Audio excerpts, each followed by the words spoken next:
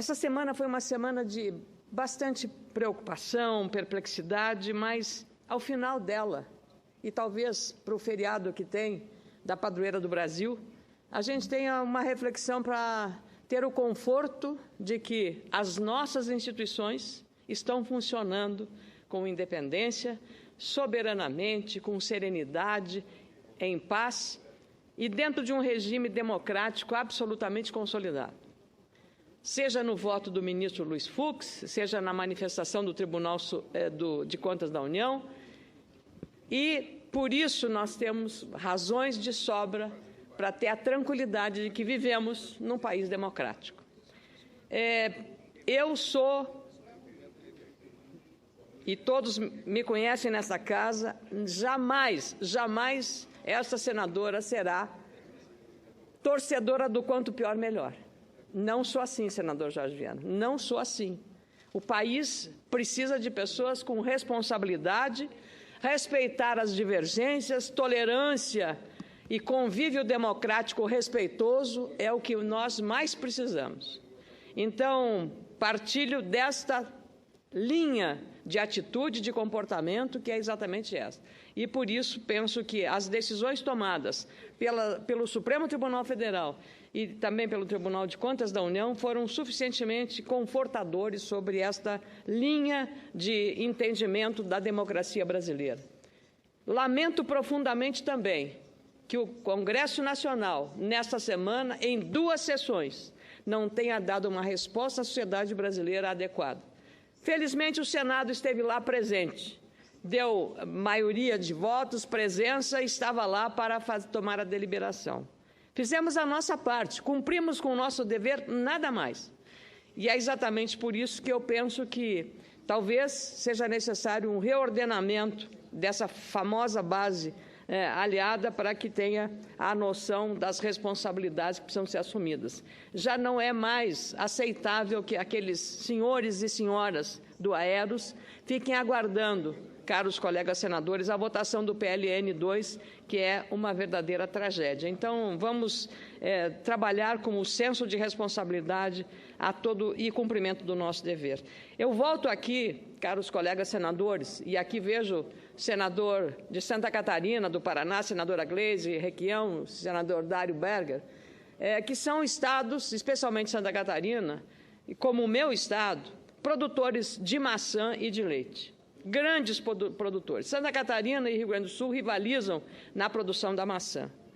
No caso do Rio Grande do Sul, são 200 mil famílias diretamente ligadas a essa produção. Uma produção, no caso da maçã, que não só prima pela qualidade, mas por um cuidado tecnológico, por um cuidado sanitário extremamente exemplar. Variedades que cada dia mais conquistam os consumidores brasileiros. Nós, graças a Deus, hoje dizemos a nossa maçã é melhor que as maçãs importadas. Primeiro a gente gostava das outras, porque só tinha nas outras. Agora nós temos para dar e vender. E é tão bom a gente saber que lá em São Joaquim tem uma variedade Fuji, que eu conheci, senador Dário Berger, que é melhor do que a original japonesa. Muito melhor, mais suculenta, mais vistosa, mais bonita, e disse isso na Embaixada do Japão nessa semana, num encontro com o senador Jorge Viana e um embaixador do Japão, Kazuo Umeda, que inclusive serviu no jantar para os senadores japoneses vinho produzido lá em São Joaquim, em Santa Catarina, como poderia ter servido vinho gaúcho, mas como é de uma cooperativa de japoneses, ele fez as honras da casa com um produto brasileiro por descendentes japoneses. Isso é a coisa melhor que tem. Então, eu vim aqui não só para festejar esses produtores de maçã de Santa Catarina, do Rio Grande do Sul, do Paraná também, mas estou preocupadíssimo pelos dados que eu recebi essa semana, mais precisamente ontem. Porque, veja só, nós temos municípios como Bom Jesus, Vacaria, Caxias do Sul, Lagoa Vermelha, minha terra querida, Pinto Bandeira, Antônio Prado, lá em São Joaquim, Bom Jardim da Serra e tantos outros municípios dessa região. Não conheço os estados paranaenses que produzem maçã, senadora Gleisi, senador Requião, mas sei que também nesse estado há uma produção significativa. A nossa maçã é de alta qualidade, só que a China está fazendo uma enorme pressão para que o Brasil libere a importação de maçãs da China, vendendo à China a caixa de maçã a R$ 84,00, que custa exatamente, esse é o custo de produção do nosso produtor, o custo de produção, R$ 84,00. Mas isso não é tudo, isso não é tudo. Talvez com o dólar do jeito que está, pode ser que isso seja atenuado, mas não acredito. Não acredito, sabe por quê? Porque a China passou o total de subsídios dados aos produtores de 106 para 292 bilhões de dólares de subsídios.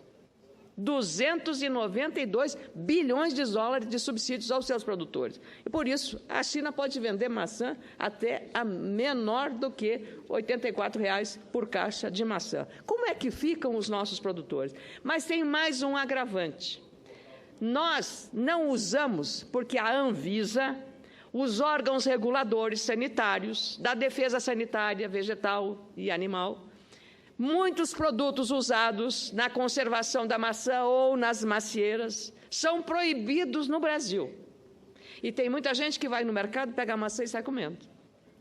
Quem garante a sanidade dos produtos que estão sendo aplicados lá na China, nessa maçã que chegará para inundar as prateleiras dos supermercados e das fruteiras do Brasil? E quem vai responder pelo prejuízo dos nossos produtores de maçã? O setor de maçã gera 195 mil empregos diretos. 25 dessa mão de obra é altamente qualificada, profissionais. E há mais de 20 anos, o setor se organizou com um empenho muito grande à fruticultura, e graças ao trabalho da Embrapa e também do próprio Ministério da Agricultura. Mas a ameaça não é só da China. Há 1 ano e meio, o Brasil erradicou oficialmente do país a Cydia pomonella, que é uma das piores pragas para afetar as macieiras e a produção de maçã. Foi um feito inédito no comércio global. Além disso, a fruticultura ampliou significativamente os investimentos no desenvolvimento e na qualificação do setor. Por isso, a importância do país em manter as condições fitossanitárias conquistadas até o momento e permitir, no mínimo, a manutenção dos volumes de recursos do Ministério da Agricultura empenhados em 2014 para a subvenção ao prêmio do seguro agrícola, essencial à manutenção da qualidade da fruticultura nacional. Para esse seguro, serão necessários, em 2015, 100 milhões de reais, recursos públicos, 51 milhões de reais para a maçã, 32 milhões para a uva e 17 milhões para outras frutas. E este seguro é fundamental, porque estive em Pinto Bandeira recentemente, um município que fica a 14 quilômetros de Bento Gonçalves. O temporal que ali se abateu, a geada que deu fora de época, acabou dizimando, caindo, quebrando em 30%, 40% a produção da fruticultura. Faço, portanto, esse alerta e esse pedido à ministra Cátia Abreu, mas, sobretudo, ao ministro Joaquim Levy, citado agora há pouco pela senadora Simone Tebet.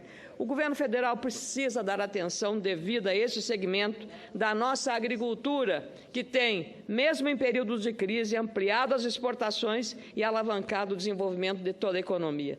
No ano passado, o Brasil exportou mais de 32 milhões de dólares de maçãs frescas e 22 milhões de dólares em suco de maçã. Eu vou repetir, 32 milhões de dólares em maçãs frescas e 22 milhões de dólares em suco de maçã.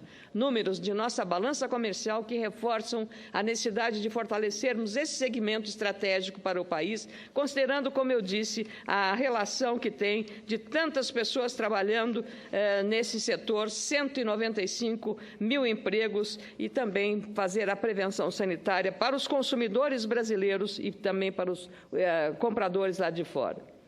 Mas eu não quero falar só da maçã. Eu quero falar também, presidente, de um outro problema que abordei essa semana aqui, que é a questão do Mercosul, senador Roberto Requião, que conhece profundamente esta área.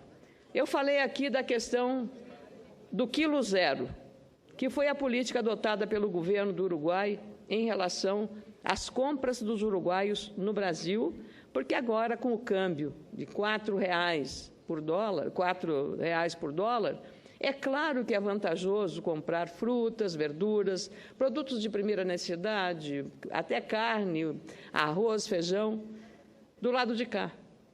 Porque até quando o dólar estava mais barato, nós íamos para o Uruguai comprar as coisas boas, ótimas que eles têm, tudo. E o free shop, então, vivia lotado. Agora mudou, inverteu-se. Mas o Uruguai não está só criando o quilo zero, mas também, veja só, o Uruguai não definiu as cotas da importação de leite em pó. E isso está provocando para a cadeia produtiva desse setor um problema muito sério. Em 2002, a Argentina negociou cotas de importação com o Brasil. Fez o dever de casa, o Brasil e a Argentina. O Uruguai, no entanto, segue sem revisão sobre o acordo das cotas de importação do leite. O principal motivo da preocupação dos produtores, novamente, é o aumento das importações de leite em pó do Uruguai. Um levantamento recente, feito pelo setor, demonstra que as importações de lácteos do Mercosul cresceram quase 200% no primeiro semestre deste ano, em relação à média do mesmo período em 2011 e 2014, e atingiram 65 mil toneladas. O Uruguai responde por 92% dessas vendas ao Brasil. Felizmente, o Ministério da Agricultura está atento, e tanto a situação do Instituto Gaúcho de Leite, presidido por Oreno Heineck, quanto o Sindilat, presidido por Alexandre Guerra, no Rio Grande do Sul, estão todos preocupados e apreensivos.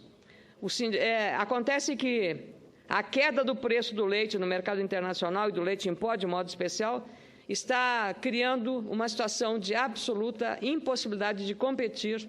E lembrando também que o leite brasileiro, com qualidade superior ao importado, precisaria custar no mínimo 50 centavos a serem pagos ao produtor por cada litro de leite. Só no meu estado, a produção de leite envolve quase 200 mil famílias de produtores. 94% dos municípios gaúchos, quase 500 municípios, têm essa atividade como uma das prioridades econômicas.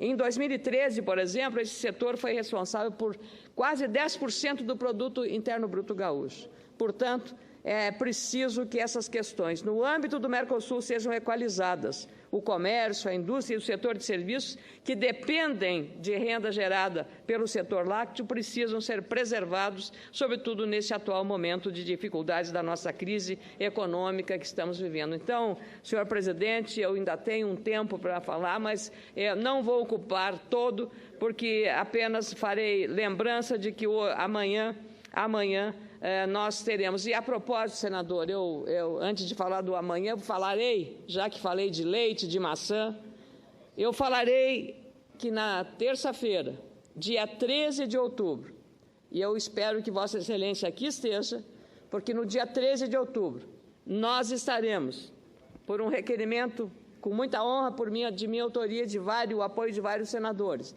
promovendo uma sessão solene de homenagem aos 70 anos da FAO.